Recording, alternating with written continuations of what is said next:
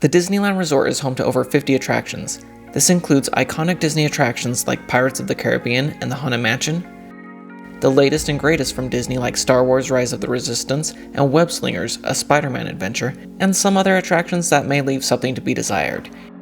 In this video, we will be discussing the not-to-miss attractions you will want to check out on your next trip to make sure you won't be missing out on any of the fun or magic. So let's dive in. Because your own personal likes and dislikes, along with who you are visiting the parks with, will all impact what attractions are most important for you, I've broken my suggestions down into 4 groups. Walt's Classics. These are attractions that either were around on opening day or when Walt walked the park himself, or attractions that he had helped on before he passed away. Latest and greatest and pure magic. These are many of the newest and most popular attractions, along with some of the attractions that may not be the newest, but are loaded with Disney magic for those who don't visit as often. Little Mouseketeers. These will be the attractions that kids of all ages can go on and enjoy, no height requirement to worry about. For the thrill seekers. These will be the attractions that will get your adrenaline pumping. So let's get started with Walt's Classics. After walking up Main Street, USA, head into Adventureland, over to the Jungle Cruise. This is one of the opening day attractions at Disneyland. As you leave civilization behind, your voyage is going to be loaded with wildlife and wisecracks from your skipper. I personally love seeing all the animatronic animals throughout, and depending on who your skipper is, the attraction really can be pretty hilarious if you're okay with some dry humor and dad jokes. Next, let's head into New Orleans Square for Pirates of the Caribbean, where you will board your boat and go down 2 waterfalls to enter a world filled with cursed treasure and pirates.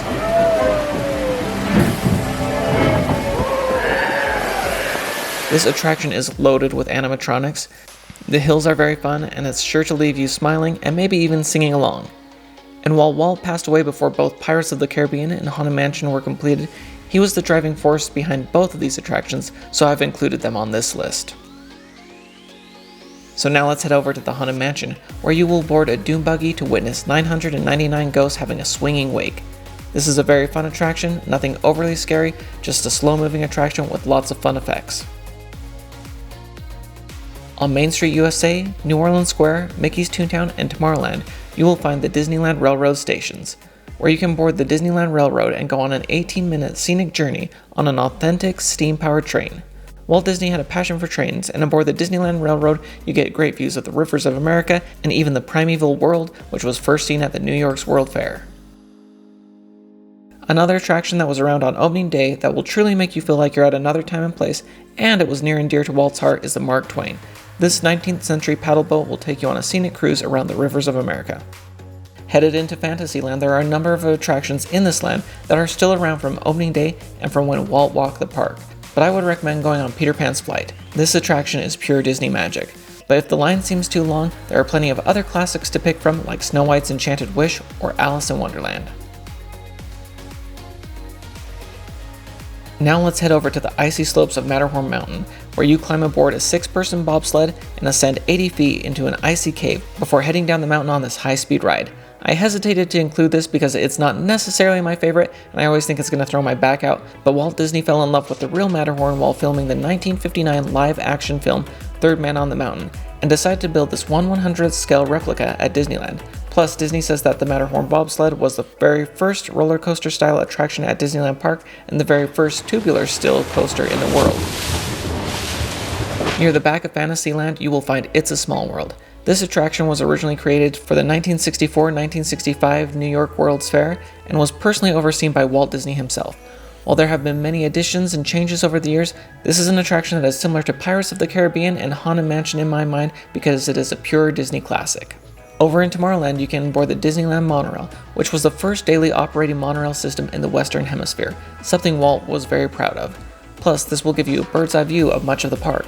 And if you really want to enjoy your day like Walt would have, make sure you take a ride on one of the Main Street vehicles, like the horse-drawn carriage streetcar or the omnibus. This is always a fun way to enjoy the views of Main Street, rest your feet a little bit, and people watch as you go down the street. And while not rides, 2 more attractions that I've included in this list is Walt Disney's Enchanted Tiki Room and Great Moments with Mr. Lincoln. The audio animatronic technology that powers the Tiki Room was introduced to the world when Walt Disney's Enchanted Tiki Room debuted in 1963 at Disneyland Park. Disney says this groundbreaking technology allowed animators to synchronize movement, audio, and visual effects, paving the way for other classics like It's a Small World, Pirates of the Caribbean, and the Haunted Mansion. And the first version of Great Moments with Mr. Lincoln debuted at the 1964 World's Fair. Walt was very proud of both of these shows, and they really did take theme park entertainment to the next level. Now let's talk about the latest and greatest, and those that I consider pure magic. In Disneyland, back at Star Wars Galaxy's Edge, you can find Star Wars: Rise of the Resistance. Disney describes this as a massive attraction with multiple ride systems that is unlike anything you've ever experienced at the Disneyland Resort or anywhere else in the galaxy. Whether you are a Star Wars fan or not, you will want to experience this amazing attraction, which really is more like a 20-minute experience, from briefing rooms to transportation vehicles and the actual attraction itself. Over at California Adventure, you'll find Web Slingers, a Spider-Man adventure in Avengers Campus. There you can hop aboard a web slinger vehicle so you can help Spider-Man save Avengers Campus from all the spider bots that are running wild. Through the use of 3D screens, this attraction makes it seem like you're able to shoot spiderwebs just like Spider-Man himself. Also in California Adventure, you'll find Radiator Springs Racers. This is the perfect mix of a classic dark ride and a high-speed thrill ride, as you get to visit Radiator Springs and many of the characters from the Cars movies, and then participate in a race around Ornament Valley. Next, let's talk about the Indiana Jones Adventure. This is one of the biggest attractions in Disneyland's history, and you'll find it in Adventureland. Disney says, Indiana Jones Adventure is neither a roller coaster nor a typical slow-speed attraction like Haunted Mansion. You'll board a 12-person vehicle for a fast-paced thrill ride that realistically simulates quick driving through rough terrain. Now let's head back over to California Adventure and the Grizzly Peak area for Soarin'. This is one of my favorite attractions, as you're raised high in the air in front of an 80-foot projection dome for a virtual tour around the world, experiencing all the sights, sounds, and smells that come along with it. Before we go on to our next category, what other attractions would you add to the list so far? Or are there any attractions that you would take away from the list that I've given so far? Let me know in the comments below. Now let's talk about suggestions for the littlest Mouseketeers, and remember, these are the attractions that don't have any height requirement. There are plenty of fun options in Fantasyland. We already mentioned some like Peter Pan's Flight, Snow White's Enchanted Wish, and Alice in Wonderland. But there's also the Teacups, officially known as the Mad Tea Party, Dumbo the Flying Elephant, Mr. Toad's Wild Ride, Pinocchio's Daring Journey, and you can spot miniature versions of some of your favorite fairy tale locations while traveling on the Storybook Land canal boats and Casey Jr.'s circus train.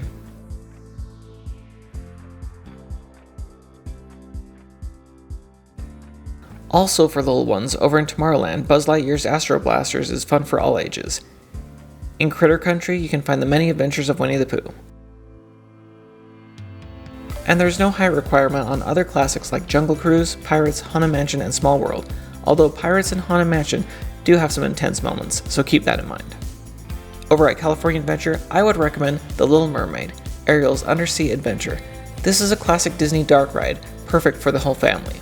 Also, if you or the little ones are competitive, Toy Story Midway Mania and Web Slingers both don't have any height requirements, and they're a lot of fun. There are plenty of other options for little ones throughout both parks, but these are definitely the ones I would prioritize. If you're enjoying this video and want to keep up to date on the latest Disney Parks news, definitely consider hitting that subscribe button below. And now, here are my suggestions for the thrill seekers. Guardians of the Galaxy Mission Breakout. You'll find this at California Adventure in Avengers Campus.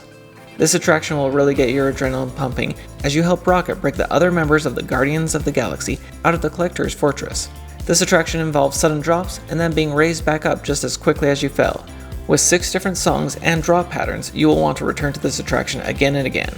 Also at California Adventure, back at Pixar Pier, is the Incredicoaster. From the blast off at the beginning to the upside down loop and the bunny hills at the end, this attraction is so fun as you help save baby Jack Jack. Over at Disneyland is Splash Mountain. We don't know how much longer the current version of Splash Mountain will be around, but since it is still open, I'm going to include it in this thrill ride list. Disney says, this attraction includes 950,000 gallons of water, 3 dips, and a 5-story drop. Plus there are plenty of singing animatronic animals throughout. Over in Tomorrowland, you'll find Space Mountain. This is another Disneyland classic, and of course it is on the thrill seekers list since it is a roller coaster in the dark. Disney says, as you hurl forward into the infinite darkness, your rocket darts and twists in the void, speeding faster and faster. Feel the G-forces as you careen into the unknown. Over in Frontierland, you'll find Big Thunder Mountain, known as the wildest ride in the wilderness. And while it may not be the wildest roller coaster at the resort, it is one of the best themed and most fun, so you'll really enjoy this one. Also on this list, I would include some attractions we've already mentioned like the Indiana Jones Adventure, Radiator Springs Racers, and the Matterhorn. Well, there you have it. My list of must-ride attractions for the thrill seekers, the littlest Mouseketeers, the latest and greatest Disney has to offer, and of course Walt's classics. Now that you know all the must-see rides, why don't you check out this other video about all the best food and treats at Disneyland. Thanks so much for watching, and we'll see y'all again real soon.